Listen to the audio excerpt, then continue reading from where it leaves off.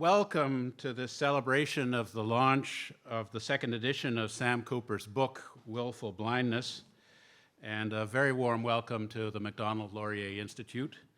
I'm Charles Burton. I'm a senior fellow in the Center for Advancing Canada's Interests Abroad here at the MLI.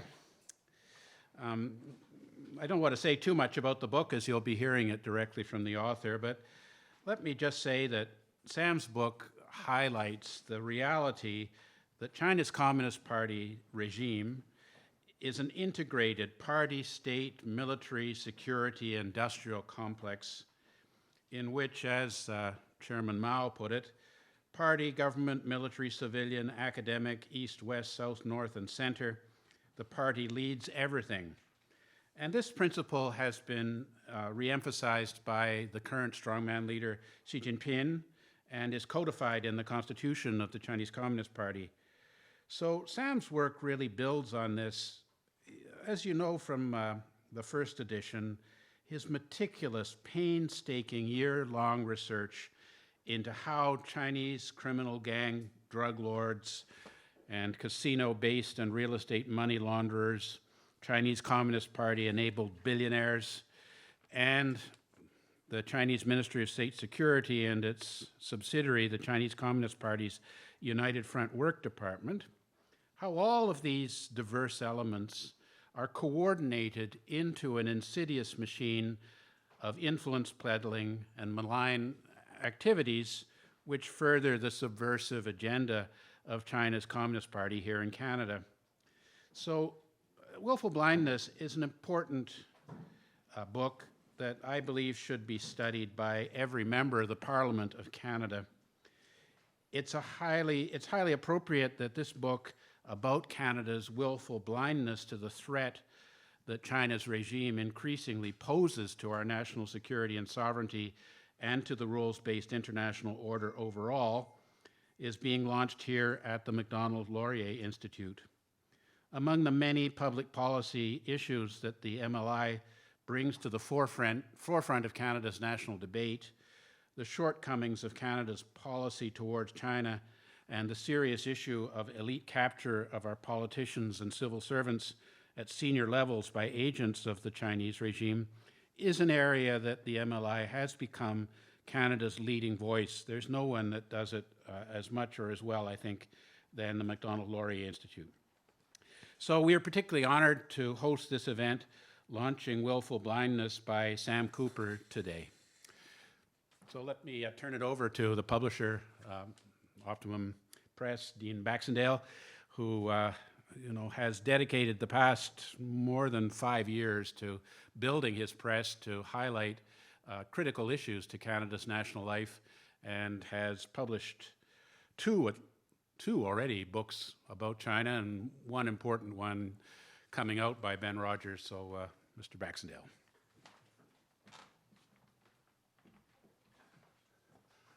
Thank you, Charles. Good morning, everybody. Bonjour, bienvenue. First of all, I think Charles has said it rather eloquently in his words. I've worked with Charles for a number of years, collaborating with him to gain a better understanding of the Chinese Communist Party's infiltration operations into the country. And it, of course, has led me on a number of different paths, which includes my participation involved with IPAC, Interparliamentary Alliance on China, as well as Hong Kong Watch, and then also the China Democracy Foundation, which was formed to actually defend Professor Anne-Marie Brady and her paper that she had published, to which a number of academics who are backed by the United Front in New Zealand took exception to the fact that she suggested that military intelligence or military secrets were passing from those professors and from the academic institutions right into the hands of the Chinese military. These are some of the things that we need to guard against in the future. But let me just talk about a couple of things. First of all, a little history about Optimum Publishing. As you can see, a number of the books that we've published in the last couple of years, and this is actually the 5th event that I've done with MLI over the past 3 years, the first live one. We launched Hidden Hand by Clive Hamilton and Marek Olberg. Clive being the publisher, the writer of Silent Invasion on the invasion of the Chinese Communist Party into Australia. We have a 50-year history. We've published over 450 books during that time. My father started the company as part of the Montreal Star newspaper organization. He was the director of Weekend Magazine, and through that he met many politicians, environmentalists, cookbook writers, you name it. Optimum's had quite a plethora of both authors and books over the years. But my father was also one of the leading publishers to take on, at that time, what we just called organized crime. And the Canadian Connection, which he published in the late 70s, which talked about the heroin that was being brought through Paris and through France and Marseille, which is part of the French Connection, and through the ports of Montreal, because the ports in New York were not controlled by organized crime in the way that they would like them to have been, and Montreal was a great point of entry. Today we have those same organized crime people working with transnational organized crime players out of China, the triads, et cetera. Last year in the Canadian Parliament, a Security Commission, they talked about the fact that we now have 14 transnational organized crime groups operating in Canada that pose a threat to national security. So one should really think about how we've allowed this to happen in our country. This is was one of the greatest democracies. I hope it can continue to be, but it will only be if the politicians here in Ottawa and businesses take the threat very, very seriously of the Chinese Communist Party and other malign actors coming out of Russia, Iran, et cetera, and using money laundering for terrorist financing, et cetera. So, as I stand here today, this is, I think, Sam's book, speaks to a lot of research, a lot of effort, and a lot of sacrifice. He has, taken on issues that few people would. His publishers have put out material that has landed him in a number of lawsuits, which is lawfare used by the Chinese Communist Party in often cases, and the United Front to silence critics of the regime. And this is really, really important for us to understand that this is an organized effort. We are in the middle of what we would classify, many in the academic circles, as a hybrid warfare. The Chinese Communist Party has about 24 pillars, of which infiltration operations, the reverse opium war, et cetera, all intersect in this particular book. So without really any further ado, I just want to say that a couple things that we should take notice of recently. Justin Trudeau, our Prime Minister, condemned the Chinese government for their flyby of an Air Force jet on basically buzzing a surveillance mission by our Canadian forces, enforcing a UN mandate. By the way, just so you know, I spoke with military sources yesterday who said we came as close to an actual engagement where they were actually deploying countermeasures on the aircraft to take on the fighter. So that's how close we came to an actual shot being fired. And so that's something that people don't know behind the scenes. Dustin Johnson resigned from the PGA Tour. How does that intersect? Well, what he's doing is he's going to work for the Saudis and trying to take their tarnished image and suggest that they're all fine. And the human rights abuses that are taking place in the Middle East with these malign regimes. We continue to buy oil from these organizations or from these countries. We need to align our environmental standards along with our oil and gas industry with ethical Canadian producers who produce our oil and gas in some of the most ethical and environmentally sound capabilities in the world. So I think we really need to look at that. MLI has actually done a lot of work on this particular area. But back to just a couple people to thank. Charles Burton, Teng Biao, Nathan Law, Benedict Rogers, Bill Browder, Carolyn Bartholomew in the United States, Solomon Yu in the Republican Party. All these people have been supporters of Sam and this book and his work and trying to move it forward into the United States. Sam will talk a lot more about that. I don't think we need any more than that at this point. Let's welcome Sam to come up to the podium and address you all. Thank you very much. I'll be reading about 6 pages from the new epilogue. It's called Intelligence, March 2022. I had a number of new findings, and the sections I'm going to read from really, I think the themes that I hope can seed a little bit of our panel discussion is that I've discovered, I think, as the former MP Kenny Chiu has, that there's a very active, very sophisticated attack on Canada's democracy. Reporters are being attacked, communities are being attacked, politicians and critics of these operations are being attacked. And then, the absolute tragedy in Ukraine, I've read some stories where the public may be getting a little bit of fatigue over the reportage on this illegal invasion of a country that wants to be democratic. And unfortunately, I've had the opportunity to learn a great deal more about the state-sponsored organized crime networks that really the KGB and their organized crime affiliates wrote the playbook, I'm learning, for some of what I've discovered China has amplified and taken to a new level. So again, thank you so much for everyone, MLI, Dean, everyone that's here today, and I really hope we can learn and the minds can meet and we can share. Thank you.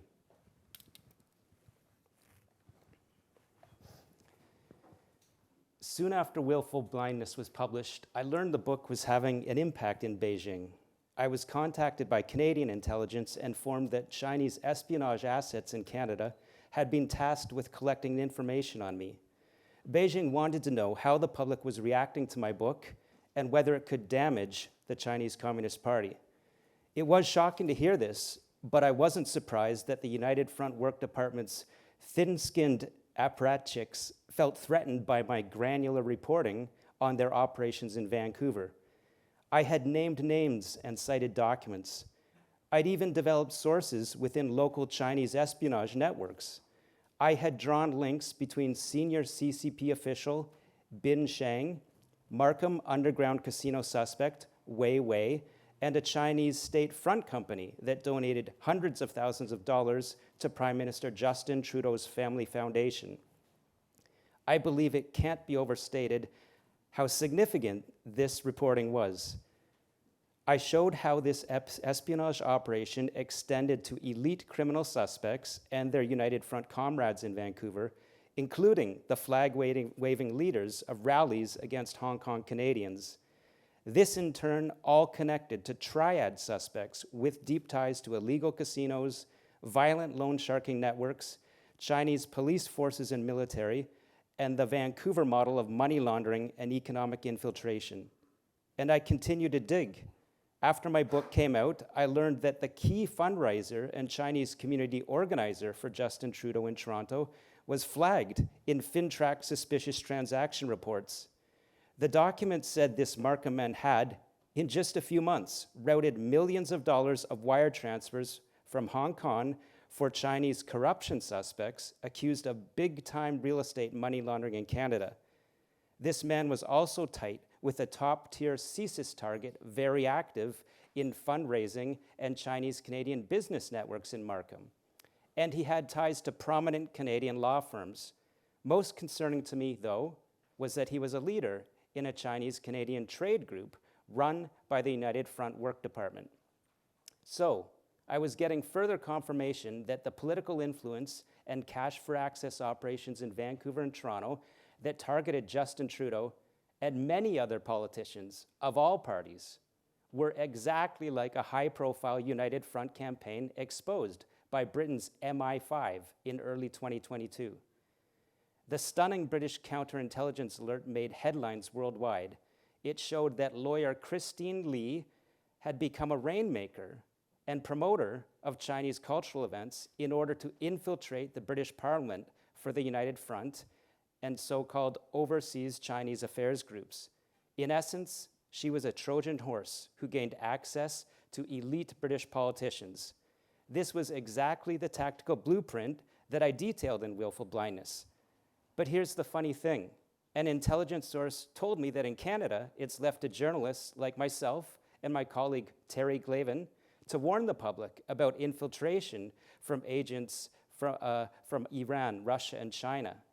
CSIS has incredible intelligence showing how the United Front has targeted politicians like Justin Trudeau and politicians of all parties But the agency can't make public alerts like MI5s, I was told, because of Canada's strict privacy laws and the mysterious political shackles that Canadian intelligence operates under.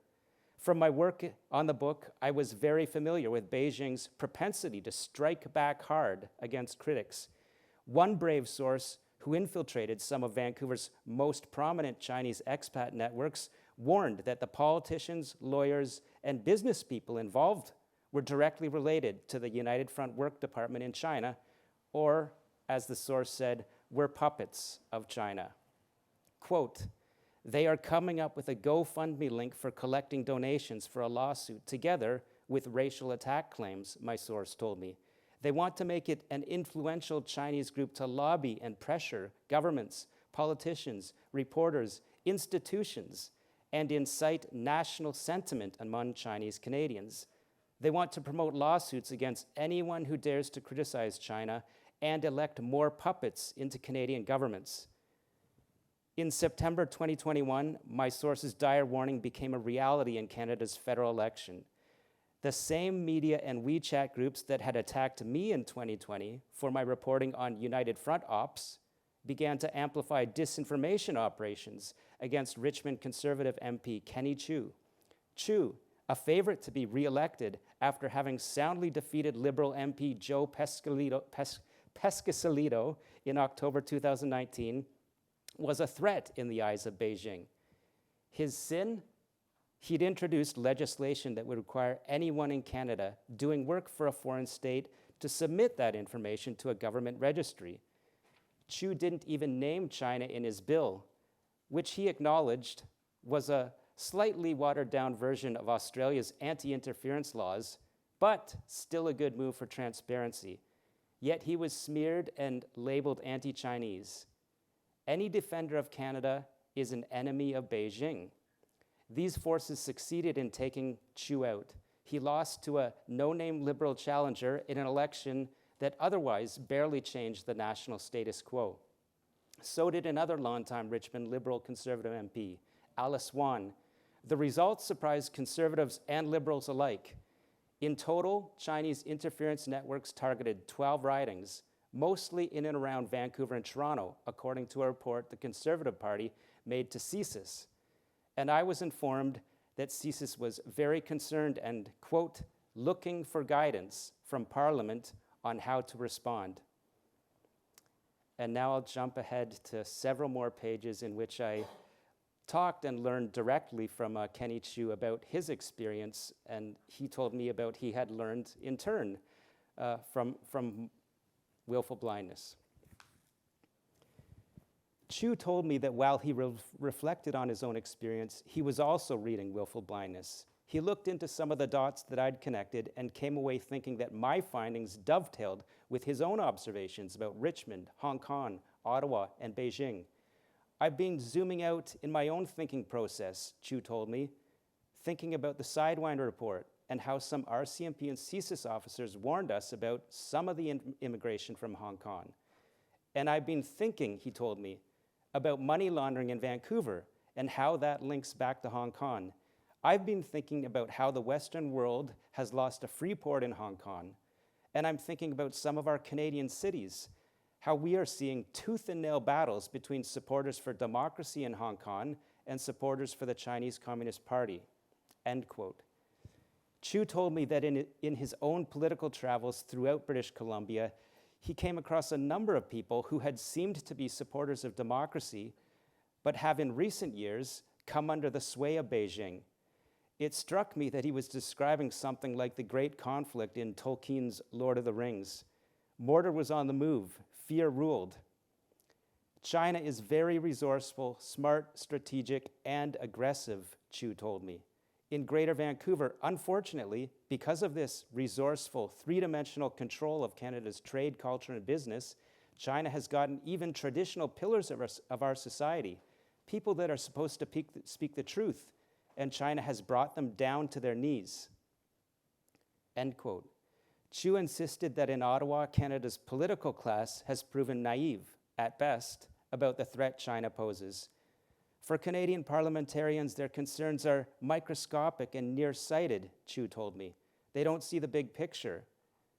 And those who do see the big picture, Chu argued, choose to beggar Canada's future and enrich themselves through sweet insider deals with Beijing. I found that Chu's observations overlined with the thoughts I was hearing from some excellent intelligence sources. At a basic level, these people believe Canada is faltering as a middle power.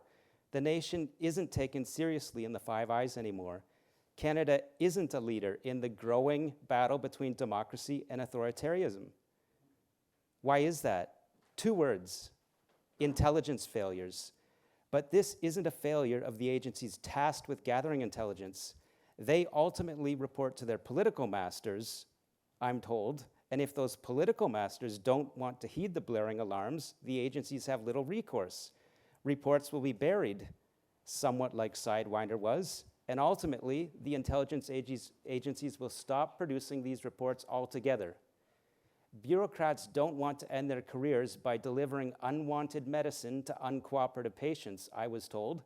So to an extent, these agencies fall into giving politicians the message they want to hear.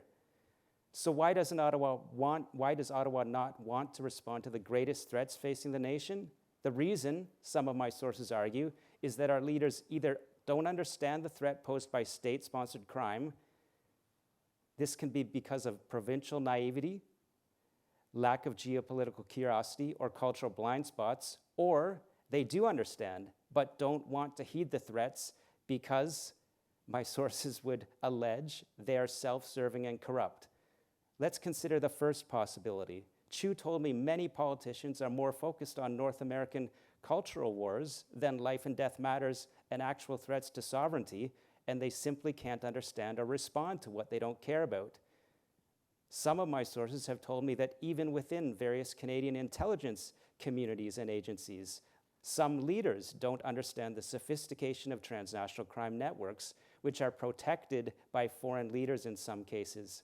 So it's hopeless to think that the political masters of intelligence agencies could be educated about these threats. And now the second possibility. Australia's top trading partner is China. Even though Australia has much to lose, it's years ahead of any other nation in responding to China's sophisticated attacks. Australian leaders realize the existential choice facing the nation. Open the gates to every economic partnership and investment dollar that China holds out, or take a firm stance with China and choose sovereignty. The first option, which many of the nation's industrial leaders lobbied for, meant disregarding the corruption, espionage, and criminal networks which could be baked into every deal. The second option meant showing billionaire real estate developers and espionage assets like Australian United Front leader Huang Xiaomo the door. Australia chose sovereignty. But this is precisely what Canada hasn't yet done, my sources argue.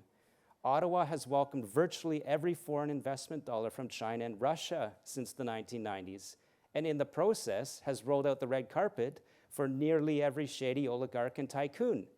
These include Chinese and Russian and Iranian intelligence and military veterans and operatives. They stroll into Canada's economy in broad daylight, shrouded in business suits. CSIS's and FINTRAC's repeated warnings about these oligarchs have largely been ignored, my intelligence sources said, and some elite Canadians and their related law firms appear to have done very well by looking the other way. This might have seemed like a smart move for Canada. It brought jobs and rising home values and property taxes flooding into local treasuries. If only the stench of kleptocracy could be ignored. But unfortunately, the damage caused by foreign oligarchs wasn't perceptible to many until Vladimir Putin's forces invaded Ukraine and rained bombs on civilians. When democratic nations failed to respond to intelligence about oligarchs and their financial weapons, it enabled Putin and his cronies. The oligarchs hold wealth only at Putin's pleasure. Their investments in condo towers, gas and oil, wheat, and various industries in the West are used to get a foot in the establishment's neck. It's called strategic corruption. Money is stolen from the people of Russia and laundered into company run by Putin's gangsters and spooks and the foreign politicians they attempt to buy off. It's how Putin wins support for his foreign policy and tries to stave off damaging sanctions. The system is described well in a 2017 briefing paper from the Hudson Institute called Weaponizing Kleptocracy, Putin's Hybrid Warfare. This is how Putin got a stranglehold on Ukraine. He and his agents co-opted politicians who were not so much pro-Russian as pro-self-enrichment, explains the British journalist Oliver Bullough in his book Moneyland. In other words, Bullough says, the temples of avarice owned by corrupt leaders like former President Viktor Yanukovych, who held his mansions and lands secretly through offshore registries that ran through the United Kingdom, these were the material handcuffs that enabled Putin to control Ukraine until the people woke up to this industrial-scale corruption in 2014 with the Revolution of Dignity. And this is the same system of corruption and foreign investment that Putin and his oligarchs have used to gain leverage in some Western governments and industries. A concrete example, in March 2022, Britain sanctioned Putin's top money man, Roman Abramovich. The sanctions accused him of using the multinational steel giant Evraz plc to undermine Ukraine and possibly provide the steel for Russian tanks that were later used to bombard Ukraine's cities. If Britain's allegations are true and Abramovich has been using a Russian multinational to supply steel for Putin's invading army, the West has some blood on its hands. We've enabled Putin's imperialism and allowed him to harvest war materiel on our soil. And this is exactly the same chess game that Xi Jinping is playing. But China's narco tycoon and espionage networks are orders of magnitude more sophisticated than Russia's so-called mafia state networks. Will the Canadian government wait for Xi's regime to move on Taiwan before subjecting Chinese state tycoons and narcos and espionage assets to the same level of scrutiny that Russian oligarchs are now belatedly facing? And so that's my excerpt, and I would end by saying I know that it's a very topical time. The Cullen Commission has come back with, we hear, 1,800 pages. They're in front of British Columbia's Attorney General right now. The public was eagerly awaiting possibly a release this summer. It seems it may be delayed, but I'd like to encourage everyone to read the update chapter. I've parsed in a narrative form what I think the Cullen Commission established well, but what I will add, and I'm excited to hear from Mr. Chambers in a minute, I believe that we already know that the Cullen Commission may have had certain strictures where they had to focus very much on a provincial response to what has happened with Vancouver model, where we know at the end of the day, transnational state-sponsored crime, that is triad networks, which are run out of China, but their next base of operations is cities, Vancouver and Toronto, are working with Mexican cartel networks to flood North America with fentanyl. I've delved into and connected some dots in this book, and I've really had the I would say, the reward of getting access to some sources inside the Pentagon, the State Department, and US law enforcement, other people at a good visibility level in Australia and United Kingdom, and they affirm that the United States, in Washington, the concerns about state-sponsored crime, that is China, transnational triad networks working together and indeed maybe in control over Mexican cartel networks is a top-level United States concern, and I'm hearing very concerned with Canada's lack of capacity to push back against that. Thank you very much. Good afternoon. Sam, every parliamentarian and regulator should have the book and should read it. I've read it. Sam actually was one of my first phone calls after arriving to Ottawa, because I said, Sam, I want to do something on white-collar crime. I got interested in white-collar crime when I worked for Minister Flaherty, and he was trying to bring in a common securities regulator, and I was always curious and bewildered why Canada could never convict anybody You would think if you were an alien and you look down and you'd say, oh my gosh, there's no fraud in Canada or white collar crime at all. There's no one in jail for it.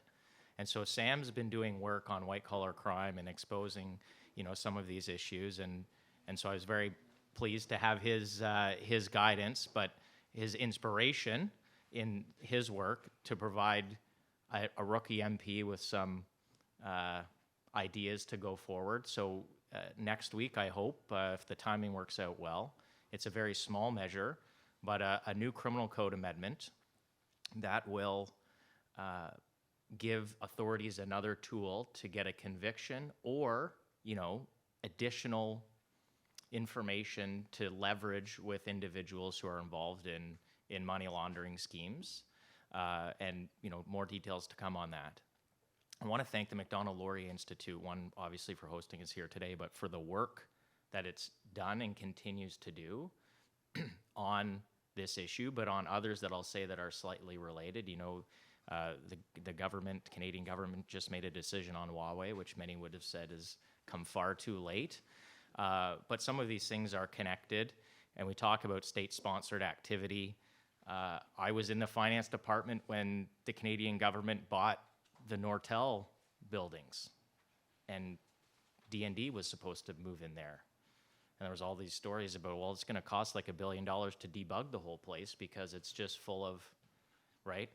And then we have companies that allegedly had access to that technology coming to Canada and saying, well, we're going to sell it back to you.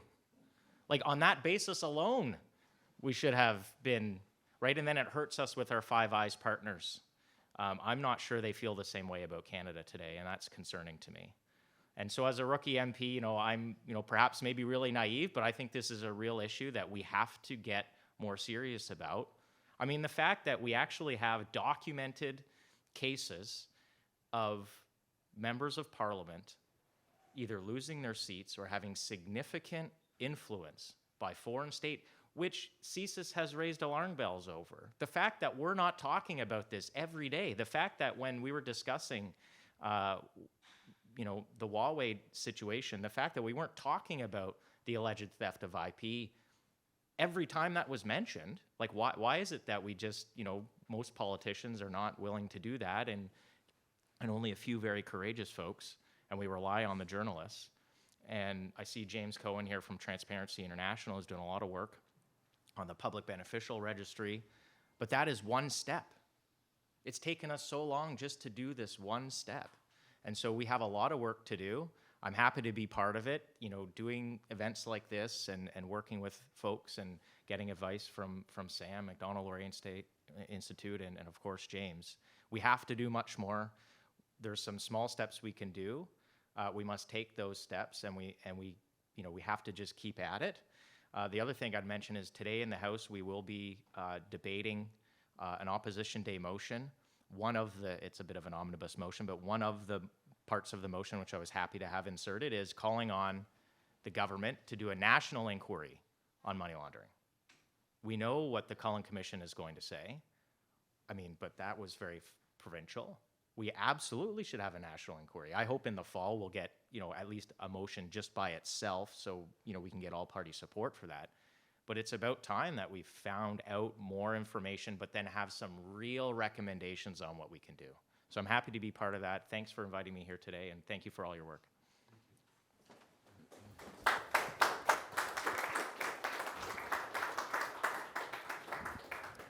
Okay, now we're going to go into the second phase of today's program, which is a panel discussion.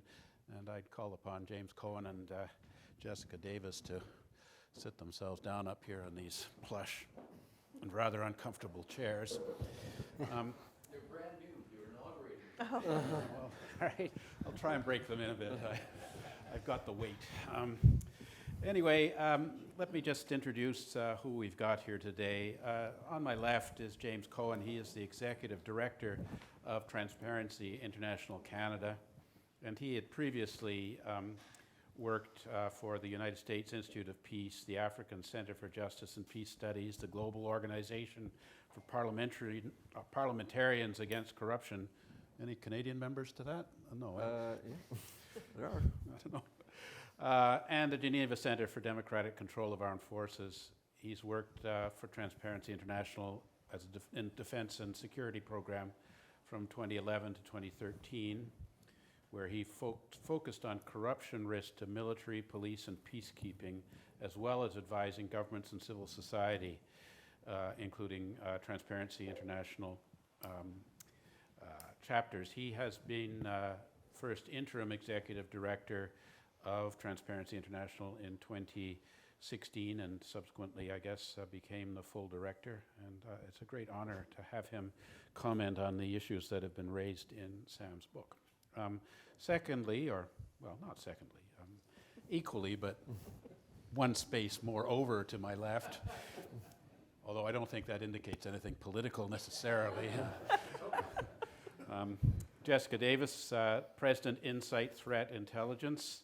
She is really an internationally recognized expert on terrorism indicators, women in terrorism, illicit financing, and intelligence analysis, and is the president of the Canadian Association for Intelligence and Security Studies. She spent 17 years of her career in Canadian security and intelligence, starting in the Canadian Forces, then moving into Global Affairs Canada, FinTrack, Canada's Financial Intelligence Unit, and the Canadian Security Intelligence Service. She left CSIS in 2018 to share her knowledge more broadly and enhance the Canadian dialogue on security issues and bring new perspectives to efforts to counter illicit financing. She's also a non-academic affiliate of the Canadian Research Network for Terrorism, Security, and Society, and she's a fellow at the Royal United Services Institute in London. And finally, we have Sam here, who we didn't really properly introduce because he is an award-winning Canadian journalist, Canada's top investigative reporter, in my view. Sam started with the Vancouver province in 2009, where he started to investigate political corruption and real estate money laundering in Vancouver. He broke the BC casino money laundering and e-pirate story in 2017 while at the Vancouver Sun, and has filed more than 50 exclusive stories on this kind of widening scandal. He's won several prizes, including a Canada National Newspaper Award and a Jack Webster Award for his reporting with the Vancouver province on abuse of seniors in BC care homes. More recently, Sam, for Global News, has been reporting on the matter that he raised, that he discussed in his presentation, and won the Jack Webster 2019 Excellence in Feature Enterprise reporting for the submission on casino diaries for Global. So I'm sure Sam will have a lot of things to supplement what James and Jessica are saying. Richard, I'm sorry. Anyway, the first question to you, as you requested. From your perspective, what is the state of play money laundering here in Canada today? I'd say Transparency International Canada, and thank you very much for having me, inviting me, Dean, and excellent work on the book, Sam, and just all the reporting you've been doing over the last couple of years. You're one of the key reporters in Canada on this subject that, I think our interest, TI Canada's interest on the subject kind of aligned with yours at around roughly the same time, around 2016. And we've been feeding off of each other report-wise and journalism-wise, and it's helped. We work a lot with journalists like yourselves and a few others in Canada who are pushing this subject, and really appreciate the work you've been doing. That said, we have been working on this since about 2016, and I think we were just chatting at the beginning of this when TI Canada made our first testimony to the House of Commons on beneficial ownership transparency. First of all, hands up, who understands what beneficial ownership transparency means? There we go, a few of you. Who's heard the term snow washing? A few more. There we go. It was a very technical subject. It was being spoken about by anti-corruption experts around the world, especially my colleagues in TI UK, but not really here. And so our first testimony in the House of Commons we were kind of scoffed at about the nature of and extent of money laundering in Canada and how to address it. And I remember parliamentarians asking our then chair, what are you telling me that children are buying $1 million mansions just walking up? And thought, you're over exaggerating, but actually, yeah, kind of. We're at a state of play now, and we're just, again, discussing just before, where we're entering a very critical phase for Canada, that we're finally starting to shed off our reputation as a laggard on money laundering. And that reputation was first set by the Financial Action Task Force, which is the international oversight body for standards on money laundering. And I'm out of time already. In Canada's 2016 Mutual Evaluation Report, we were slammed for our transparency on beneficial ownership. And by that, I mean, who is the real owner of an asset, or a company in this case? So you have Canada Limited Partnership 1234, owned by Ontario Limited Partnership 5678, owned by Panama QW whatever, owned by Bob. Who's Bob? And how do we figure out where Bob got his money from and what the sources are, and can he attest for it? So we've been very bad at that. Since we got the 2015 or the 2016 FATF report and other reports like Transparency International had done about Canada's commitments, or all G20 country member commitments, to the high-level principles on beneficial ownership, and we've been rattling the cages, there's been slow momentum for Canada to pick up international standards on fighting money laundering, but it's been a foot-dragging process for a very long time. That's why in the 2021 budget, when we saw our birthday wish, or our Christmas wish, of a publicly accessible national registry of beneficial ownership, we were extremely pleased with that. Not just a beneficial ownership registry, but a publicly accessible registry that journalists like Sam can tap into, organizations like ours can tap into, and our colleagues from around the world, like my colleagues in TI Ukraine and TI Russia, can review and see where corrupt officials are hiding their cash. That's been now expedited up to 2023, and we're exceptionally pleased to see that. But I will say that there is no one silver bullet tool to fight money laundering. So this is a key tool we need, but there are others, and there's a lot of talk about a new Canadian financial crime agency, and I think a lot of people are bemoaning that we're not getting it right away this year, despite the fact it was called for in the election. But I think that's okay, because we really need to review the institutional and systems levels reasons why we have failed so much in investigating and prosecuting money laundering. We don't want to just do the ribbon cutting ceremony and say, we have a brand new agency. Let's look at why we've lost so many money laundering, anti-money laundering experts in our criminal or our investigations communities over the years, and fine-tune those and make sure we do it right. And I also welcome Adam's proposed amendments into legislation. I think these are additional key tools that we need to scare off the enablers who would just see various mechanisms that they can duck around our systems to try and sell their signatures for the corrupt to come stash their cash.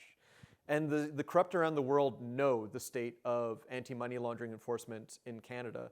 TI Canada and our partners in the End Snowwashing Coalition, Publish What You Pay Canada, and Canadians for Tax Fairness released a report earlier this year called Snowwashing Inc., How Canada is Marketed Abroad as a Secrecy Jurisdiction. There are websites out there in English, Mandarin, Russian, and other languages that come so close to blatantly telling their would-be clients, bring your money to Canada, bring your dirty money to Canada, and it won't be found out. They say things like very low compliance, very low oversight, and this is marketed overseas to potential clients. We're finally in the steps to shaking off this image. I'm really glad that Sam has helped push this, and I'm glad that there are members across parties that are looking to finally end this. So I'd say that's a state of play. You have anything you'd like to add to that, Jessica, or what should Canada be doing to do it better? Yeah, I think I agree with most of what James has said. I think there are a few other issues, though, that we're facing right now. When we talk about money laundering, I think we lose the public to a certain extent. Money laundering is this vague concept. Nobody really understands what it means. But it's also just a tool that threat actors, criminals use to launder the proceeds of their criminal activity. So I think it's important to tie the money laundering activity very clearly to criminal activity. So drug trafficking, certainly, but we can also talk about terrorist financing, of course, sanctions evasion being a huge one, kleptocracy, the proceeds of corruption. All of these things need to be laundered. And so I think part of what we need to do is to tie these things together to make it more concrete for the public. And this can really help the work of our parliamentarians because they are relying on the public to show interest in these topics, which is one of the reasons I think that Sam's book is so helpful and a lot of the journalism that you do, Sam, which is one of the reasons I spend as much time as I can with you, because he's really telling the story that Canadians need to hear, that they need to know to start caring about it. The tools, I think, are important. So beneficial ownership registry, yes, that would be important. I actually don't agree with James that we are throwing off our reputation as a laggard. I think it's actually getting worse, not better, especially when we talk about things like sanctions evasion. What enforcement is there of sanctions evasion in Canada? I haven't seen any. What enforcement of counter-terrorist financing do we have in Canada? There have been 2 convictions. Our partners know about this. They know it, and they bring it up in international meetings. So these are some of the issues, and I think one of the last things that I want to say about this is, yes, the government has put forward the idea of a financial crimes agency. I think the talk that I've been hearing so far has been profoundly limited to fraud and sort of quick wins in terms of investigations, but what we need is a wholesale reevaluation of what's failing Canada in terms of financial crimes, the financial aspects of threats to the security of Canada, which is things like espionage financing, proliferation financing, in order to shape a financial crimes agency. Otherwise, we're just going to end up with probably the cheapest solution to launder our own reputation. Yeah. Maybe I could just turn to Sam to talk a bit more about why it is that our government seems so reluctant to enforce an accountability for these things. You know, it's the money laundering is one thing. I mean, another aspect that I've observed is that Canada, unlike other countries, has not been successfully prosecuting people who are transferring classified technologies to agents of the Chinese state. You know, the British and the Americans are doing this quite dozens a year, and Canada's record, the best of my knowledge, is 0.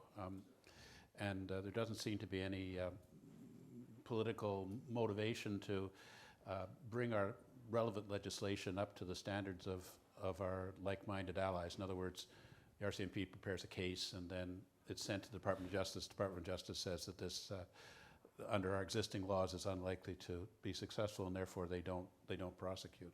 So you have this issue of a strange reluctance on the part of the political class to bring Canada into compliance with standards in foreign countries, whether it's Foreign Agents Registry or the Australian Foreign Influence Transparency Scheme Act. I think it was 14 months ago that Rob Oliphant, the parliamentary secretary to the Minister of Global Affairs, said that government was considering something comparable to foreign influence transparency. There have been a number of private member bills that have come up. You know, they're in the House and in the Senate. None of them ever seem to become law. Am I too alarmist or seeing something that's not there, or do you think that there are some background forces that are causing Canada to perform much worse than our neighbors in terms of making the political and economic elite of our country accountable for improper financial and other dealings? Yeah, well, I think I touched a little bit on some of those themes in the reading, and I would start by saying, just listening to James and Jessica, I'm so glad they're both here because they have such deep technical knowledge. And you know, I have told people that at one time I wanted to be a lawyer or an investigator, and as a journalism, I was allowed to self-teach myself a little bit, so I can find answers, but you know, I don't know how to write laws or explain exactly why our laws are failing. But I think, you know, what Jessica said about this is bigger than just laundering cocaine or fentanyl proceeds that comes in from around the world.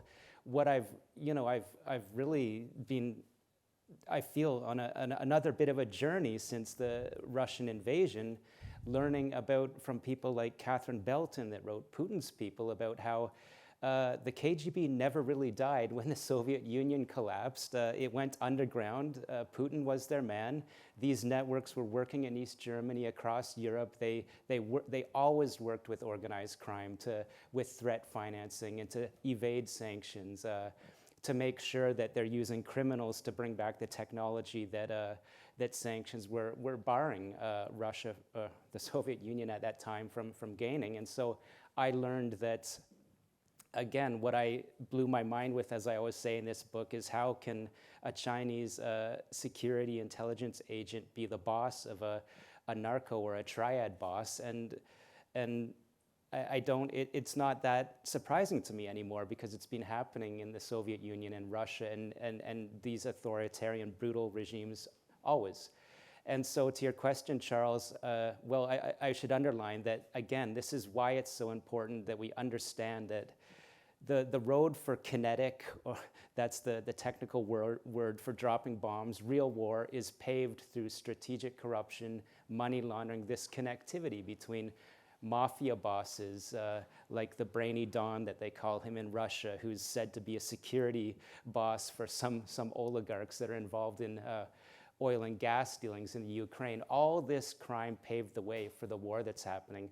Why is Canada failing? I mean, I detail it in the book that, look, we have some of the best, smartest intelligence agents and police in the world. They understand the world as it should be understood, but there just seem to be handcuffs around the laws that allow our maybe more forceful partners, such as the United States and Australia, to go after these top-level espionage assets and organized crime bosses, and how they work with leveraged communities to turn them into intelligence assets. And so Canada, unfortunately, I learned from people that maybe they become frustrated in the intelligence community or the police community, and they say, we need an anti-racketeering law. We need a Foreign Agent Registration Act, such as the one that Kenny Chiu apparently lost his seat for the temerity to suggest that countries like Iran, Russia, and China are operating on our soil with impunity because they cannot be exposed. There's no transparency.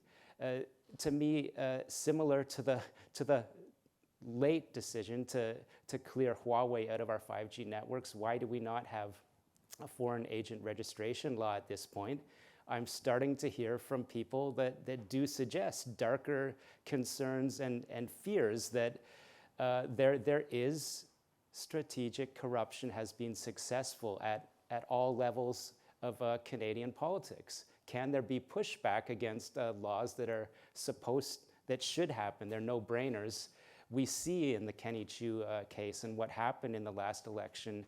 And by the way, I think we should understand that we talk about big tent political parties. The Liberal Party, the Conservative Party, may not be the most big tent party in Canada. We can, I think, fairly argue the United Front Work Department is reaching out to members of all parties. They're involved in leadership campaigns. They were involved, I was told they had seats, both, all candidates across the board in some ridings in the just past Ontario provincial election. So Charles, I don't want to rant on too much longer, but I do believe there are nefarious pressures on some of our lawmakers. There are clearly, very clearly, prominent law firms that have benefited so deeply from Russian oligarchs, and now at a much higher level from People's Republic of China oligarchs and espionage assets. And I think those two forces, political, let's add corporate and legal, are pushing back against some of the changes we need. I do think so.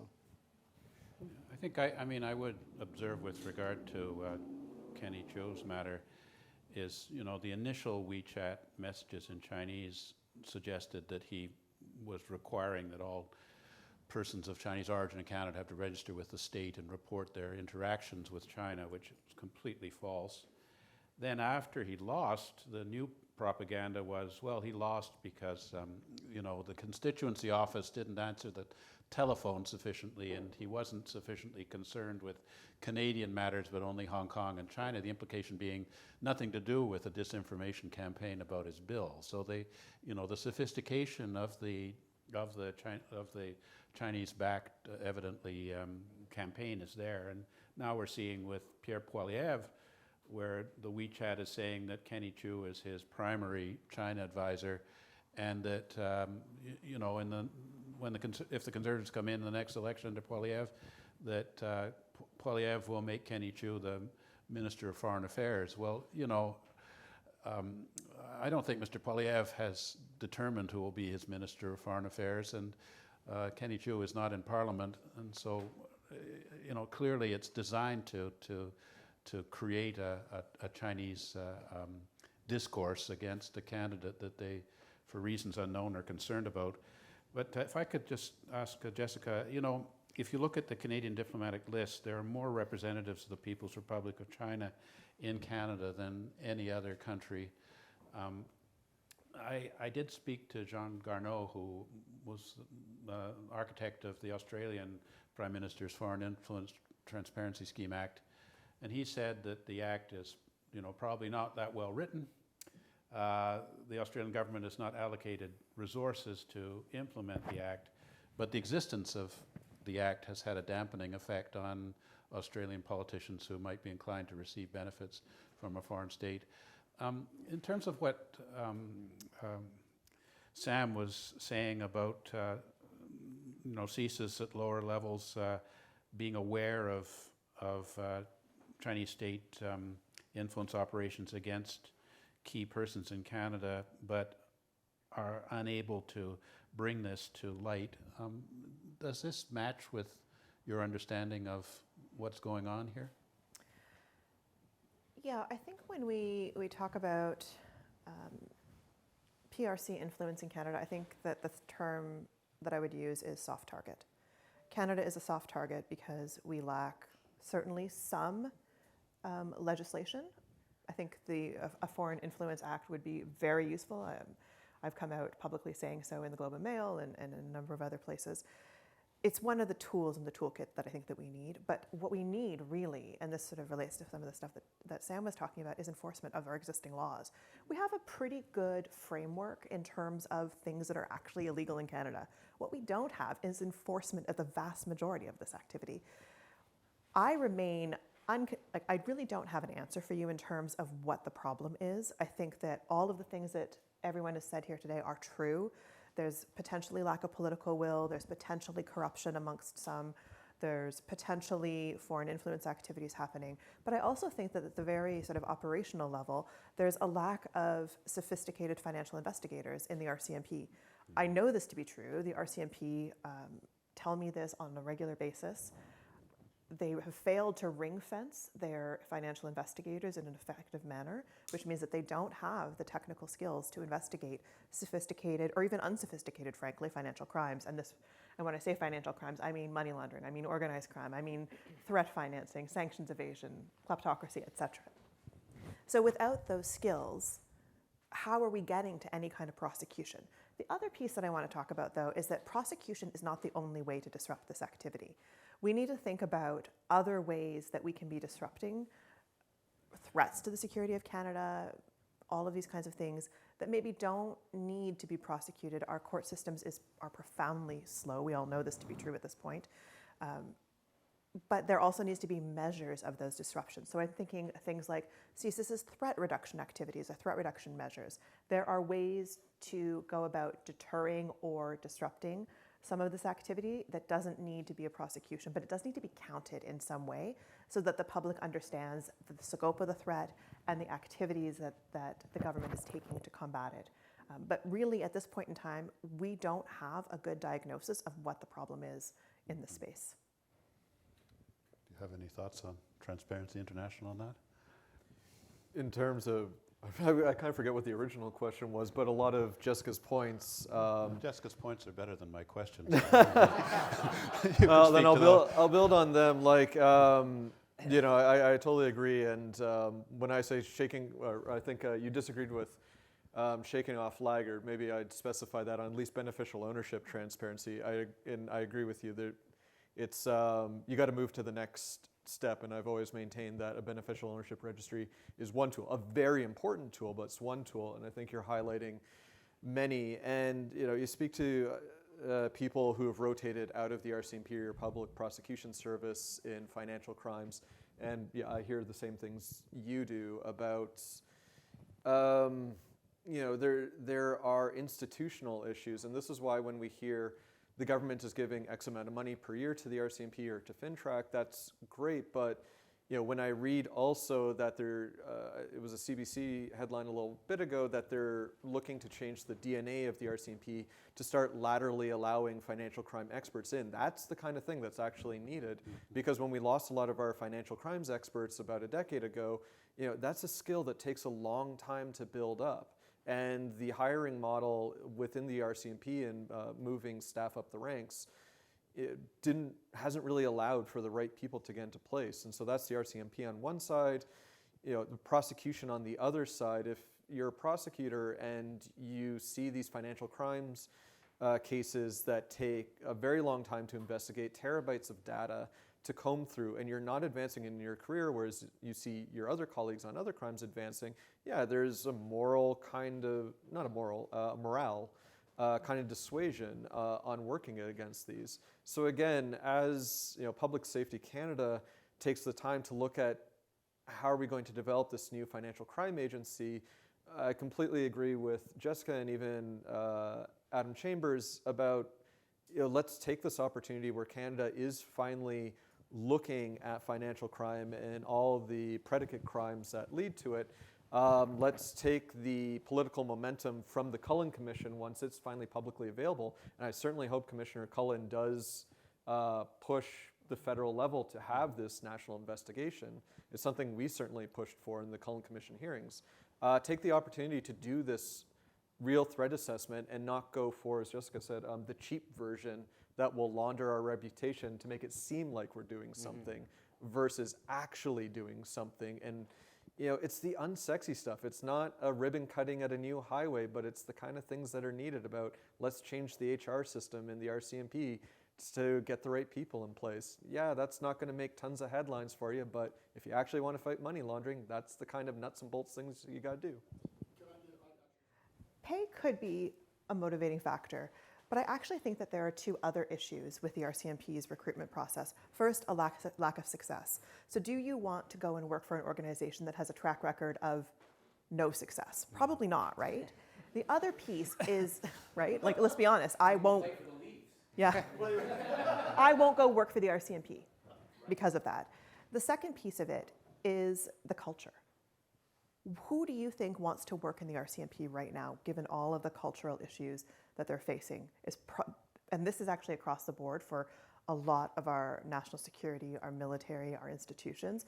If you have an organization that has a fairly bad track record in terms of sexism, racism, bullying, harassment within its ranks, you're not going to attract anybody no matter how much money you throw at it.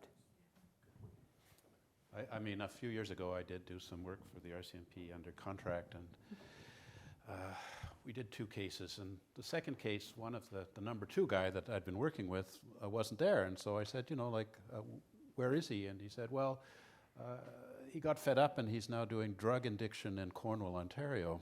So we went from, and he had a lot of expertise in the China stuff. But I think it's exactly what you're saying is why would you keep working on something when you're not seeing any positive result to all of your hours and so on of doing it. So I think we have time for some questions from the audience. Would anyone like to ask any of our panelists a question? Yeah, Shun, please. Yeah.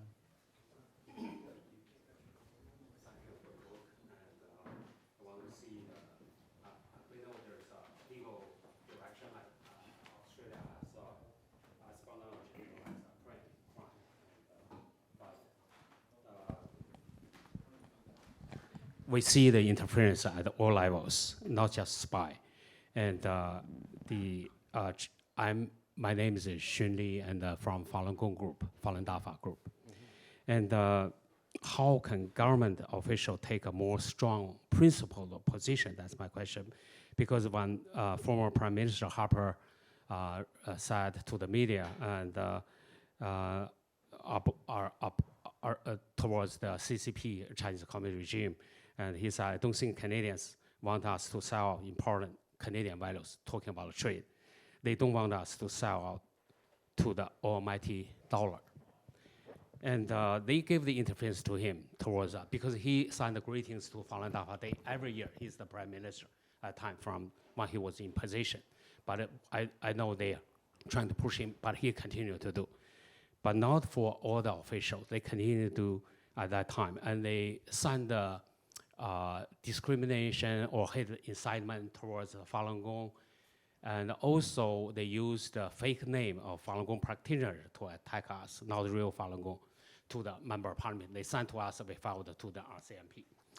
And I want to give a few cases. One is in the May 2010, mayor of Ottawa, Laurel Brand, and he has proclaimed Falun Dafa Day every year.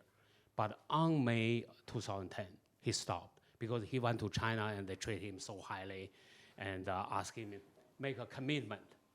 And what's the commitment? He didn't disclose. I already made a commitment. So he refused to give the proclamation to Falun Dafa. And at the time, Jim Waterson said, Mr. O'Brien made the wrong decision by folding some kind of pressure by someone outside our country. So the city councilor, all of them made a motion, skip the mayor, and unanimously pass a motion to us. So this is one case. Another, we have dozens, hundreds of cases towards Falun Gong because a larger group. So what I want to highlight is recently, a Falun Gong practitioner, Jerry Smith, and he went to the 2019, went to the Dragon Boat Festival. He wore a T-shirt writing Falun Dafa letter and want to buy something there. And then the CEO of the Dragon Boat asked him to take off the Dragon Boat, the T-shirt. Highly reported by National Post on that matter. And why? Do you have a question? Okay. Sven? Yeah, just Okay. cut to the question. Okay, We're my question short is of time here. how we can encourage Canada to principal position, because they said that they got sponsor from the Chinese embassy for the Dragon Boat. So how for the Canadian government, because the very car is a hidden, it's not like a legally, it's morally they did wrong.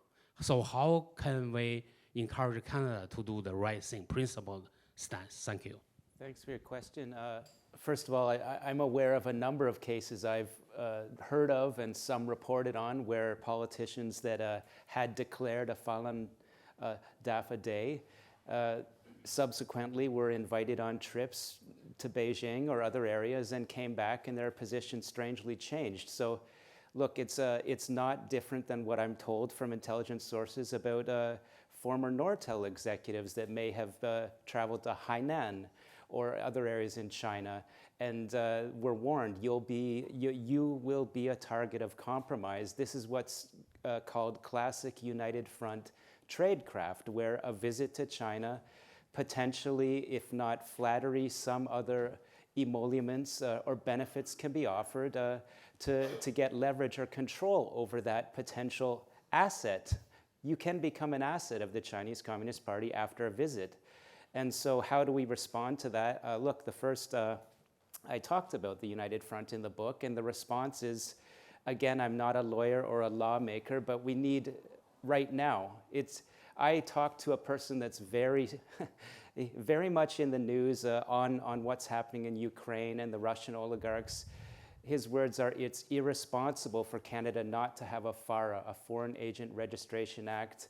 The United States has one, therefore we can know which oligarchs are hiring which law firm or may have received benefits from a foreign state while they're a citizen of the United States. The UK is going to a FARA Act as well. So if Canada doesn't act very quickly, we'll be of course, we need to, tweak the act with the experts for what's needed in Canada, but some version of that act is the answer to your question and a lot of questions in Canada. I would add that I argue again from a self-taught investigator who's not a lawyer, and yet I've learned from sources in the United States, they're considering the very same things. We need anti-racketeering laws that consider state-sponsored crime as well. So as I would argue in my somewhat simplistic way, there's a lot of frustration in CSIS, in the RCMP.